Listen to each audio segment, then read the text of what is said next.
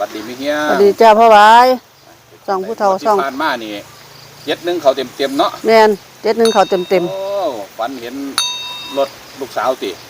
ลูกสาวมาคนพากันมาเยี่ยมมายามพ่อกับแม่มาเยี่ยมพ่อกับแม่ก็เลยมากินข้าวอยู่กับในห้องโอ้ยบ่เคยมาเคยได้ยังมากันเคยมาจากเสือมาฝันดิออกเต็มเนาะทะเบียนรถใหม่ซ้ำบัดนี่รถใหม่ครับผมทะเบียนรถมี71มี87168716กับมี87มี71มี16ถ้า71ตัดไว้ให้เข้าทั้งล่างทั้งบนตัวล่างเลยเต็มเลยทั้งจุดถูกแม่มาแรงเนาะวันพระพอดีโอ้มาเขาบ่คิดบ่ทูบกับเขาอีกแม่นทูบ3ตัวพุ่นแล้ว3ตัวกัน147เนาะโอ้ยไม่แห้งแล้วแบบบุญหลายมื้อนั้นเลยอดได้ซ้ำเป็นจังได๋งวดนี่ฝันจังได๋มีแห้งฝันว่าได้ไปอัน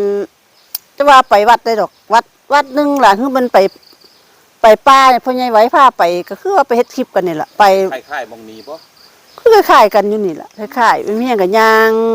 อ้อมย่างไปย่างมาอยู่ย่างไปย่างมาอยู่บัดมีเล็กน้อยมีหญิงผู้หนึงมาควักไวอันยายว่าซั่นหนูจะกินขนมว่าซั่นว่าอ้าวขนมยายบ่มีแล้วว่าซั่นว่าไม่เฮี้ยงกันว่าบ่มีขนมได้ลูกก็เลยว่าสิหนูจะกินขนมแม่ว่าซั่น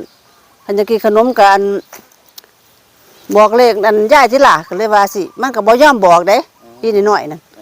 ก็บ่ประมาณก็บ่น้อยบ่ซ้ำนี่ล่ะซ้ำประมาณ3-4 ขวบนี่ล่ะนิดหน่อยคนนิดหน่อยบางๆดอกนิดหน่อยผมยาวๆคือบางๆมันแล่นมายายหนูจะกินขนมว่าซั่นบ่ยายบ่มีขนมดอกลูกก็เลยว่าสิบัดนี้เดี๋ยวไผก็คือจังเด็กน้อยมาไสว่าซั่นอันอีหลาอยู่กับไผแต่ลูกก็เลยว่าหนูอยู่ผู้เดียวว่าซั่นเอาอยู่ผู้เดียวจังได๋จะอยู่น้ำปลาว่าซั่นไม่เฮี้ยงกันว่าเอ้าแม่ก็เฮี้ยงกันเลี้ยวซ้ายเลี้ยวขวาก็มีแต่ปลาอีได้บ่มีบ้านคนแหมบัดนี้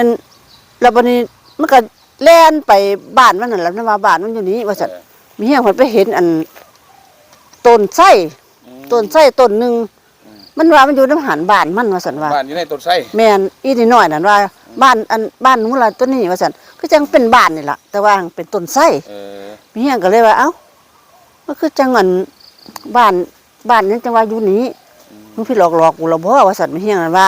อยู่น้ำปลาได้นี่บ่มีผู้ใดเนาะเลี้ยวหาผู้ใหญ่ไว้อยู่ไกลๆพูนมีเฮี้ยงก็จะว่ายางนั่นต้นใหม่นี่ล่ะยางมัน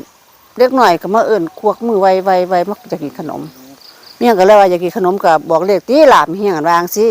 หนูยอมบอกได้มันก็ว่ามันก็ย่างออกก่อนมันก็ไปบ้านมันนั่นล่ะบ้านมันก็มีเป็นต้นไส้เนาะต้นไส้ใหญ่เด้เพียงเป็นเหลือกเห็นมันเอ้าอันมันบ่แม่นอันตัวเลขตัวนี่ไม่เฮียงอันว่าจังซี่มันก็บ่เป็นโตแดงโตดำได้มันเป็นออกสีขาวๆแหมมีเฮียงก็รูปอยู่เอามือรูปจนได้ก็รูปแล้วรูปอีกค่อยๆรูปทีละตัวเมียงก็ว่ามันตอนแรกมันเห็นนั่น660เนาะมีเฮียงเห็นน่ะ660บ้านนี้อันมันเบิ่งจังนึงเอามือรูปอีกรอบนึงรูปมันเอ้ามันเป็น660คือเก่ามันรูปอีกเทื่อ2ตัว3รูปไป607มีเฮียงเห็น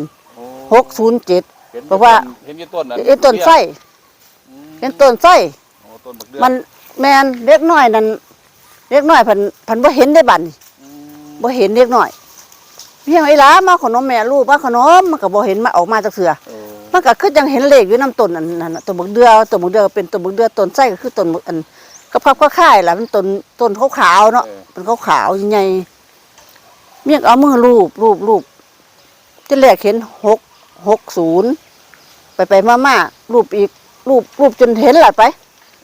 ก็ว่าแน่ใจเจ้าของล่ะว่า607เห็นเพราะว่าเห็นตัวนี้ชัดกว่าแม่นแต่ว่าเป็นนั่นล่างๆนั่น660มันนี่มีเฮียงก็เลยรูปอีกมันก็เป็น607มีเฮียงเห็นน่ะแต่ว่าก็เลยรูปแล้วก็เลยว่าตัวนี้ล่ะเห็นชัดแล้วมีเฮียงวางสิตัวนี้ล่ะว่าซั่นก็มีผู้ใดมีเฮียงอยู่ผู้เดียวเนาะก็เลยในใจก็เลยว่าเอาตัวนี้ล่ะว่าเอาตัวนี้ล่ะว่าซั่นว่า607มีเฮียงเห็นนั่นแต่ว่าตัว660นี่ มันบ่เห็นชัดเป็นล่าง เออ ๆเป็นล่าง เออ ๆมันก็จังมันเลี่ยงกันลงมาสิมันเลี่ยงลงมาแหม เออ มันเลี่ยงกันแต่บ่แม่นว่ามันเลี่ยงกับเป็นจังซี่มันเลี่ยงลงมาน้ำต้น แบ น่ะ บยาวลงมา แม่นมันเลี้ยง ถูกเนี่ย แม่นมันเลี่ยงลงมาเลยเด้ อืม แต่ว่ามันมีนกถูกเพศต้นไม้ อืม มันเป็น660มันมีเฮียงก็เอามือรูปอีกรูปแบบว่าให้เห็นชัดๆเด้อค่ะแม่นสิให้อีหลีมีเฮียงกันวางสิให้เห็นชัดๆเห็นอันแจ้งๆเด้อจังสิได้กินขนมอีหลาก็เลยว่าสิ เออ ให้แม่นอีหลาอยู่นี่ก็คือว่าให้แม่เด้อให้ยายเด้อว่าซั่น เออ มีเฮียงก็รูปเห็นไปเห็นมาอัน